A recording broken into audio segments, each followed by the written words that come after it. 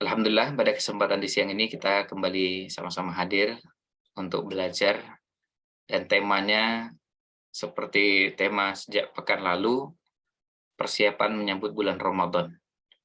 Kalau pada kesempatan di siang ini, insya Allah tema yang akan kita angkat, kita bahas adalah berkaitan dengan sholat tarawih.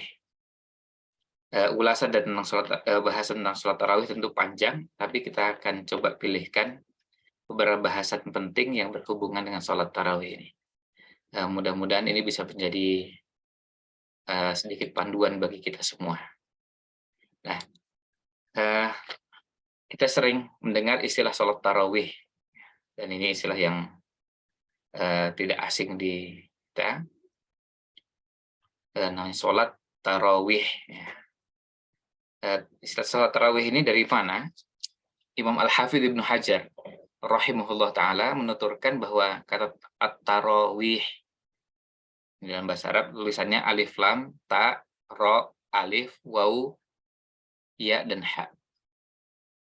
Ya, alif lam ta ro alif waw ya dan ha, at-tarawih, ya. Ini adalah bentuk jamak dari kata tarwihah. Ya, tarwihah itu ta ro waw ya ha dan ta marbuthah. Tarwihah yang artinya istirahat. Tarwihah. Nah, kalau mau disederhanakan tarawih atau tarwihah itu adalah sholat malam di bulan Ramadan. Jadi kita biasa menyebut sholat malam, qiyamul lail, tahajud, sholat lail, ini istilah-istilah yang digunakan untuk memaknai sholat malam. Nah, sholat malam di bulan Ramadan dinamakan tarawih. Karena ketika pertama kali sholat tersebut diadakan, para sahabat beristirahat antara setiap dua salat. Ini yang disampaikan oleh Imam Al-Hafidz Ibnu Hajar. Jadi, kata Imam Al-Hafidz Ibnu Hajar, sholat tarawih itu sholat di malam hari di bulan Ramadan. Sholat malam di bulan Ramadan dinamakan tarawih. Nah, dalam lisanul Arab disebutkan duduk yang dilakukan setelah menyelesaikan 4 rakaat di malam bulan Ramadan disebut tarwihah.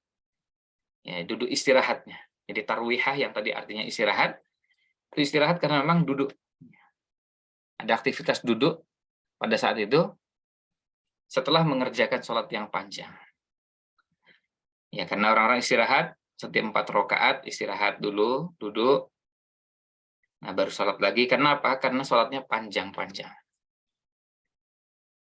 Ini yang disampaikan oleh Imam Al-Hafidz Ibnu Hajar. Dan sebelum itu, ada Imam An-Nawawi, yang juga sama dari mazhab Syafi'i, menyebutkan bahwa sholat tarawih adalah sholat sunnah yang hanya dilakukan pada malam bulan Ramadan. Jadi artinya, kalau kita sekarang di bulan Sya'ban, kita sholat sunnah pada malam hari, baik itu di awal malam, tengah malam, akhir malam, namanya bukan tarawih. Tapi kalau di bulan Ramadan, dinamakan tarawih. Di bulan Ramadan dinamakan tarawih. Tapi di luar Ramadan, kita tidak mengenal istilah tersebut. Meskipun hakikat ibadahnya sama, jenis ibadahnya sama. Sama-sama sholat malam di bulan Ramadan. Nah, definisi ini penting supaya kita tidak bingung dengan istilah-istilah yang terkait. Jadi definisi ini ingin mendudukkan bagaimana sholat malam di bulan Ramadan. Di awal malam, tengah malam, atau akhir malam. Yang jelas di malam hari di bulan Ramadan. Kemudian dikerjakannya berjamaah atau sendirian, lalu dikerjakannya dengan jumlah rakaat sekian, itu semuanya namanya tarawih. Dinamakan dengan tarawih. Dari penjelasan dua imam ini, Imam Nawawi, kemudian Imam Al-Hafidz Ibnu Hajar, kedua-duanya menjelaskan makna tarawih. Ini penamaan untuk sholat. Nah, kalau ini sudah clear, sudah jelas, baru nanti kita bisa masuk ke bahasan berikutnya. Jadi ini penamaan untuk sholat malam di bulan Ramadan. Tentu sholat sunnah, karena sholat Isya tidak berubah. Seperti kata Imam An-Nawawi, sholat sunnah. Jadi kalau yang dikerjakan begitu azan Isya berkumandang, terus qomat, lalu dilaksanakan 4 rakaat, nah itu namanya sholat Isya, tetap namanya tidak berubah. Itu sholat wajib. Nah, dari sholat sunnah yang dikerjakan di malam hari bulan Ramadan, itu yang dinamakan sholat tarawih. Nah, sekarang kita lihat hukum dan keutamaan sholat tarawih. Ya, hukum dan keutamaan sholat tarawih. Nah, sholat tarawih hukumnya sunnah, bahkan sebagian menyatakan termasuk sunnah muakkadah, sunnah yang sangat ditekankan. Sunnah yang sangat dianjurkan. Dan sholat tarawih merupakan sholat yang paling utama setelah sholat fardu. Jadi, hukumnya dulu bahwa ini termasuk sunnah. Ya, tidak ada ulama yang berpendapat sholat tarawih hukumnya wajib. Tidak ada. Atau berkebalikannya, hukumnya haram gitu, tidak ada. Semua sepakat bahwa sholat tarawih itu hukumnya sunnah. Jadi tidak ada yang mengatakan itu wajib, atau mengatakan haram, mengatakan makruh. Ya. Nah ini hukumnya. Tentu ketika kita mengatakan tidak ada yang mengatakan begitu, maksudnya pendapat ulama-ulama yang mu'tabar, yang mu'tamad. Ya, tidak kita kenal misalnya di kalangan imam 4 mazhab yang berpendapat bahwa sholat tarawih itu haram. Gitu. Nah, itu tidak dikenal di 4 mazhab yang kita kenal selamanya. Apalagi di mazhab Syafi'i, itu jelas. Nah, jelas artinya tidak ada yang berpendapat seperti itu. Kalau yang berpendapat sunnah muakkadah, kita dengan mudah mendapatkan ulama-ulama yang menyatakan hal tersebut. Muakkadah artinya sunnah yang sangat ditekankan. Berarti bukan sunnah yang biasa. Karena sunnah juga bertingkat-tingkat.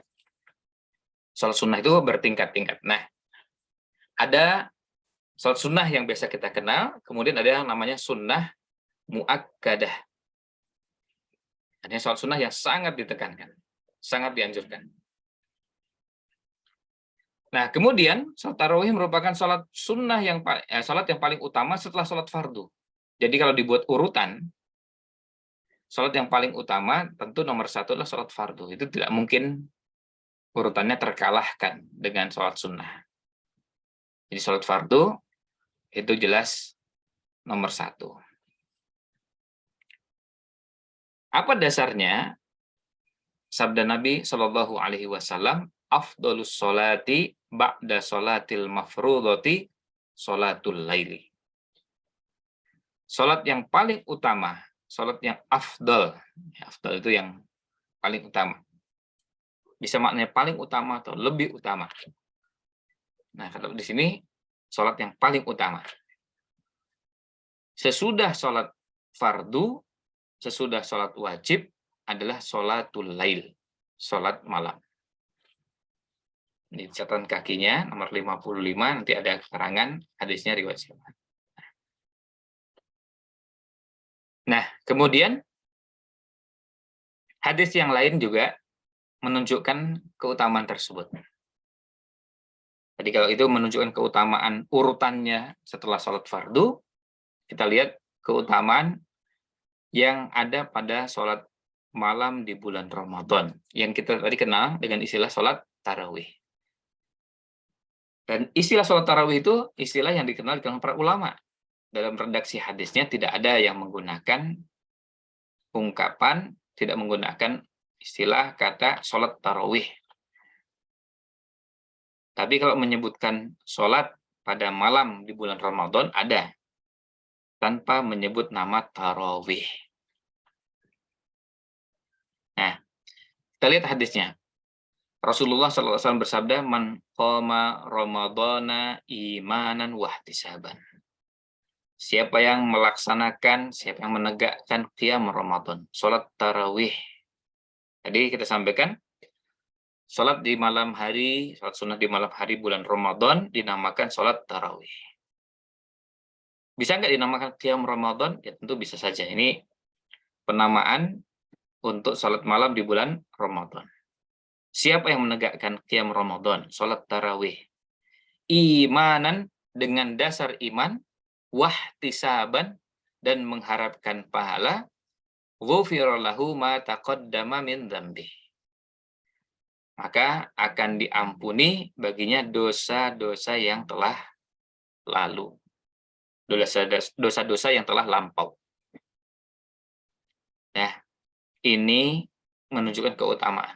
Artinya, ada dosa-dosa yang terhapus dengan kita mengerjakan sholat tarawih.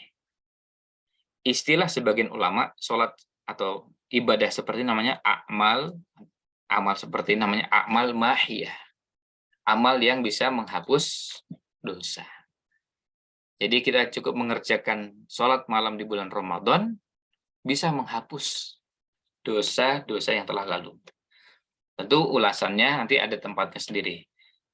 Banyak para ulama menyatakan bahwa yang dimaksud adalah dosa-dosa kecil yang pernah dikerjakan akan terhapus dengan sholat yang kita kerjakan. Nah, kemudian yang berikutnya, setelah kita membahas hukum dan keutamaan sholat tarawih, kita masuk ke bahasan cara pelaksanaan sholat tarawih. Cara pelaksanaannya seperti apa? Nah, kita lihat di sini, sholat tarawih dianjurkan dikerjakan berjamaah. Sholat tarawih dianjurkan dikerjakan secara berjamaah. Nah, ini penting untuk kita pahami, karena begini, karena ini berkaitan dengan sholat sunnah.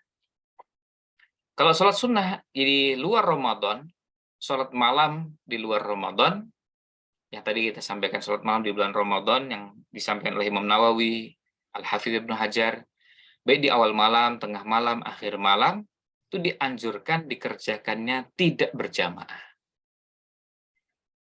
Sendiri-sendiri.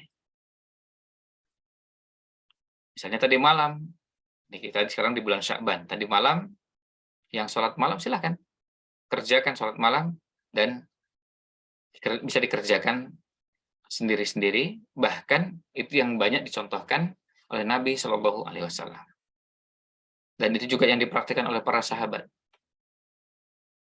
di salat malam di luar Ramadan.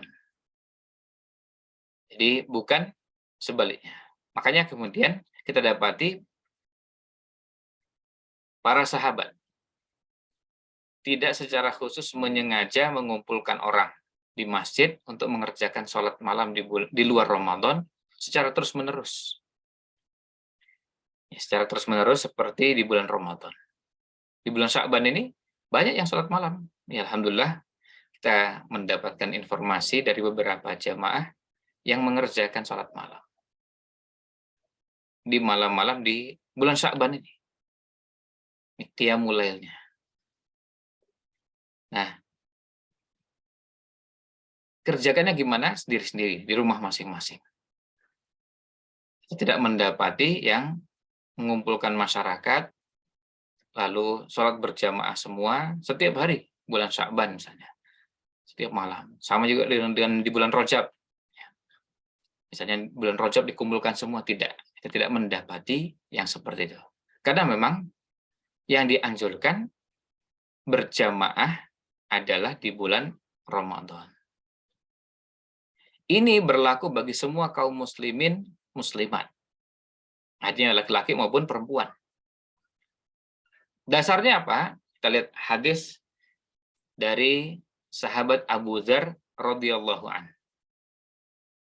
Sahabat Abu Dzar radhiyallahu an menceritakan kepada kita. Ini ceritanya sahabat Abu Dzar. Sumna ma'a Rasulillahi sallallahu alaihi wasallam Ramadana kami berpuasa bersama Rasulullah Shallallahu Alaihi Wasallam bulan Ramadan. Falam yakum bina syai'an minhu. Beliau tidak pernah sholat bersama kami sedikit pun. Hatta baqiya sab'u layalin. Sampai tersisa 7 malam dari akhir bulan Ramadan. Jadi berarti sejak malam 1, 2, 3, 4 terus sampai malam 20, 21, 22. Nah, ini yang dilakukan oleh Rasulullah SAW. Tidak sholat berjamaah bersama kami. Nah, kemudian faqama bina, lalu beliau sholat bersama kami, mengimami kami. Faqama bina. Beliau sholat bersama kami dan mengimami kami. Jadi beliau imamnya, kami makmumnya, itu para sahabat dan sahabat. Lailatas sabi'ati, malam yang ke-7. Malam yang ke-7 dari terakhir. Hatta madha nahwun min thulutsil lail. Sampai akhirnya lewat sepertiga malam. Sampai lewat sepertiga malam. Tsumma kanatil lailatus sadisatu. Kemudian pada malam yang ke-6, allati taliha, pada malam berikutnya. Jadi malam ke-7 dari belakang tadi. Kemudian malam ke-6-nya, falam yakumha. Beliau tidak sholat bersama kami. Artinya berarti tidak berjamaah. Hatta kanatil khamisatu. Sampai akhirnya malam yang ke-5.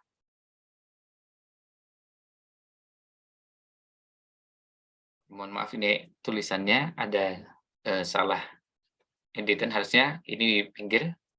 Allati taliha, yang berikutnya. Jadi malam ke-7 dari terakhir, kemudian malam ke-6, selalu malam ke-5. Tsumma qama bina. Di malam ke-5 ini. Malam ke-5 dari terakhir. Lalu beliau mengimami kami hatta madha nahwun min syatril lail. Sampai akhirnya lewat setengah malam. Fakultu, kemudian saya tanyakan, ya Rasulullah, wahai Rasulullah, lau naffaltana baqiyata lailatina hadhihi. Ya Rasulullah, seandainya engkau menambah sholat yang telah engkau kerjakan ini dari sisa setengah malam yang ada ini. Jadi kita bisa lihat, sholat sudah panjang, sudah lama, minta tambah, bukan protes kepanjangan. Kemudian, apa jawab Nabi Shallallahu Alaihi Wasallam? Faqala innahu, sesungguhnya, mangqama ma'al imami, yang sholat, ya, siapa yang sholat bersama imam, hatta yansharifa, sampai selesai. Maksudnya sampai selesai salamnya imam, sampai selesai akhir sholatnya imam. Fa innahu ya'dilu qiyama lailatin, maka itu setara dengan qiyam atau sholat satu malam utuh. Qiyam lailah sama dengan sholat semalam penuh. Nah, kita lihat di sini dalam hadis yang diriwayatkan oleh sahabat Abu Dzar radhiyallahu an, Rasulullah Shallallahu Alaihi Wasallam pernah berpuasa bersama kami di bulan Ramadan. Jadi ini salah satu Ramadan, bukan setiap Ramadan. Makanya pada saat kita menyimpulkan Ramadannya Rasul Shallallahu Alaihi Wasallam, tentu perlu dengan cara yang tepat, yaitu menggabungkan semua hadis-hadis yang berkaitan dengan Ramadan. Kalau itu berkaitan dengan tarawih, berarti kumpulkan semua hadis-hadis yang berkaitan dengan tarawih. Tidak cukup hanya menyimpulkan tarawih menggunakan satu hadis ini. Tapi ada hadis yang lain. Tetapi hadis ini menjelaskan salah satu bagian yang berhubungan dengan tarawih. Yaitu apa? Kita lihat Nabi Shallallahu Alaihi Wasallam pada malam ke-7 dari yang terakhir. Sebagian ulama menyebutkan ini malam ke-23 kalau itu dari depan. Sholat sampai gimana? Sholat sampai sepertiga malam. Sholat sampai sepertiga malam. Kemudian istirahat. Malam ke-24-nya tidak sholat bersama kami. Malam ke-25, dia sholat bersama kami sampai setengah malam.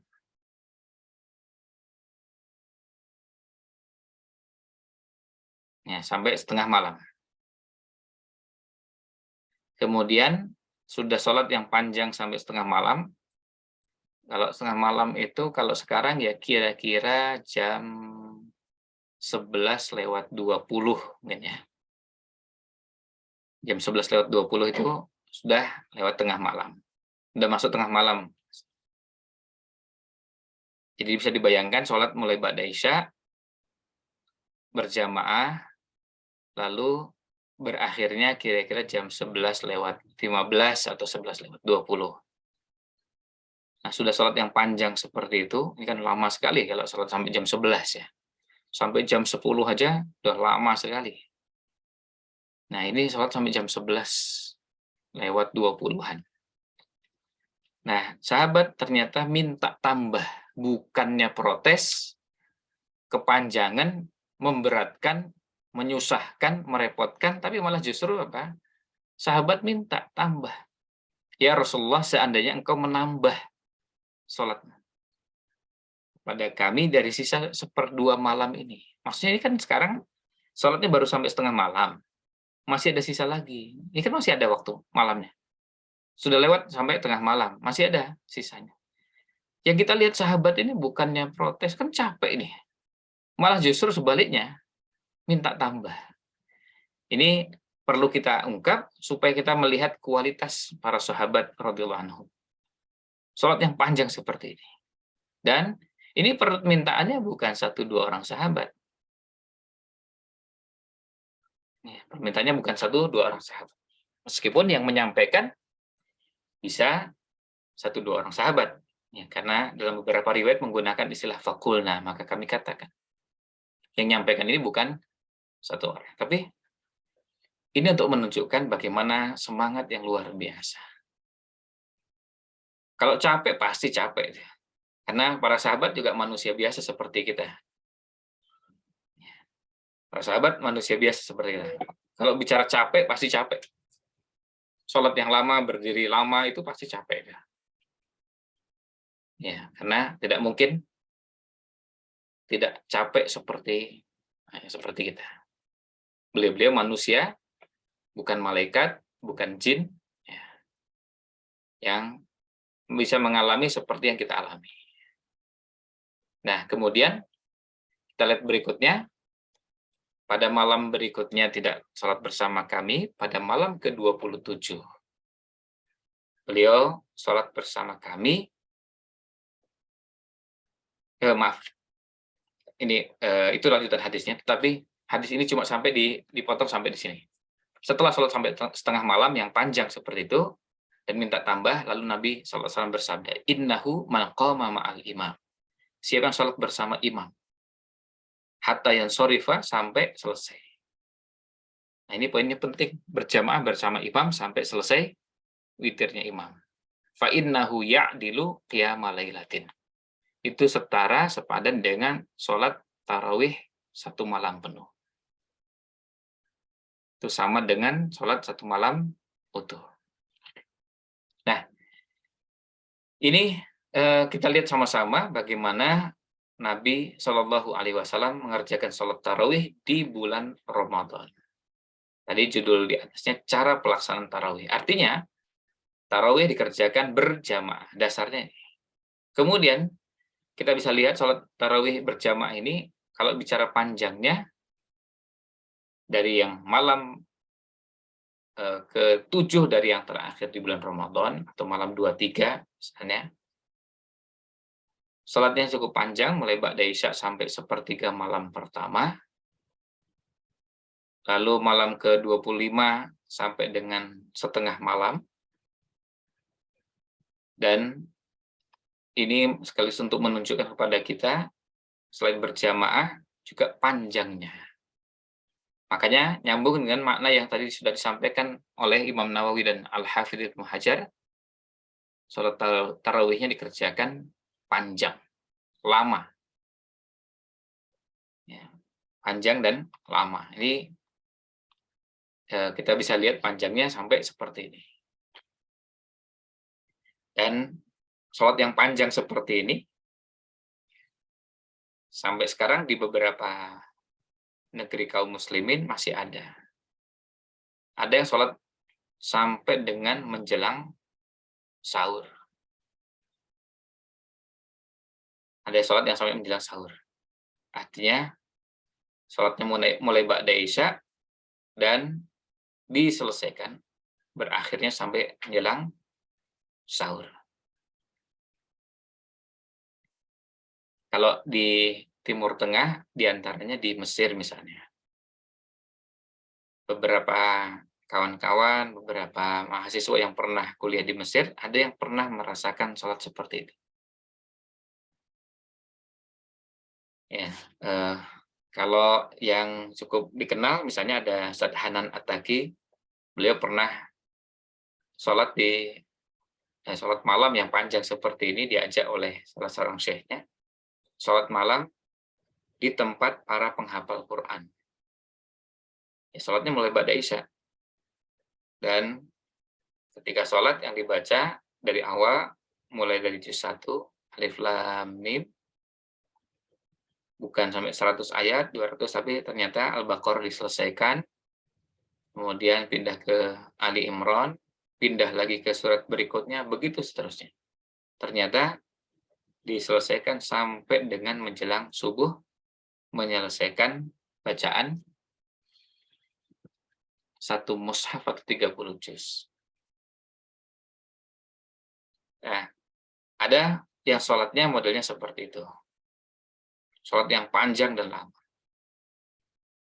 Intinya, ada yang dikerjakan sampai sepertiga malam, sampai setengah malam, dan begitu seterusnya. Nah, kemudian kita lihat di sini, hadis ini menunjukkan anjuran sholat tarawih berjamaah. Dari hadis Abu Dzar radhiyallahu anhu. Karena hal ini seperti yang dicontohkan Rasulullah SAW dan dilanjutkan oleh para sahabat dan kaum muslim sesudahnya. Jadi kita lihat misalnya pada masa Abu Bakar radhiyallahu an, Umar radhiyallahu an, Utsman, Ali dan seterusnya berjamaah. Nah, tapi kenapa Nabi SAW tidak mengerjakan terus berjamaah? Beliau menegaskan kenapa tidak terus-menerus berjamaah mengerjakan sholat tarawih. Lakinni khasyitu an tufradu alaikum fata'jizu anha. Saya khawatir sholat malam secara berjamaah di bulan Ramadan ini yang dinamakan sholat tarawih akan diwajibkan atas kalian. Lalu kalian tidak sanggup melaksanakannya. Berat ini. Harus diakui ini berat. Sangat berat. Kalau dilakukan terus-menerus. Kita harus memikirkan apa? Yang kita pikirkan semua. Yang kita pikirkan umat secara keseluruhan. Bagi sebagian ringan, oh iya, betul. Tapi kita harus memikirkan umat secara keseluruhan. Kalau diwajibkan, akan berat. Maaf, jangankan sholat tarawih yang dikerjakan di malam hari bulan Ramadan. Atau dikerjakan pada malam-malam di bulan Ramadan.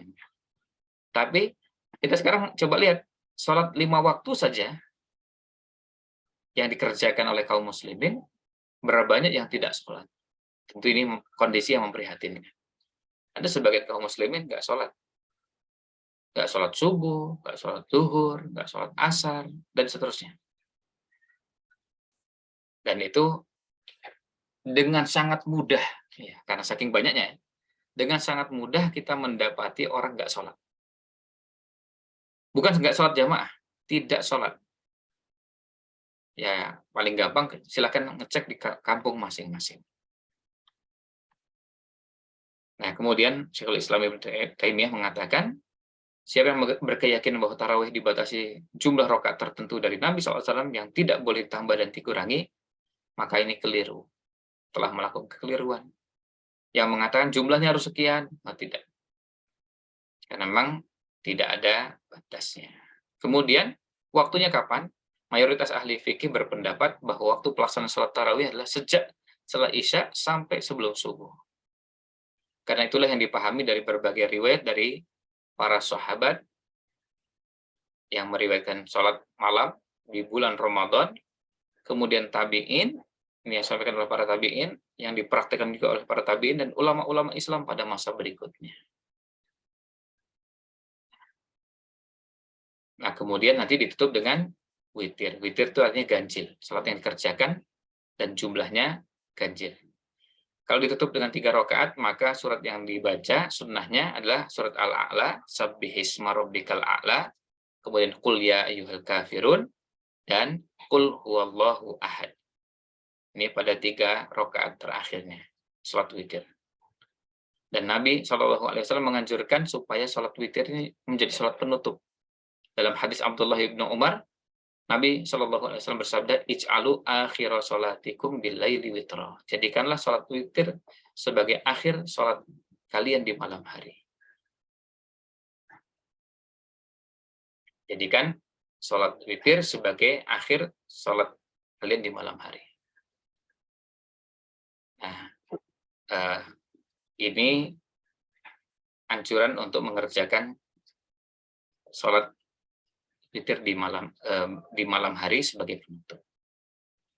Karena waktu yang batas, maka tercukupkan ulasan kita di kesempatan kali ini.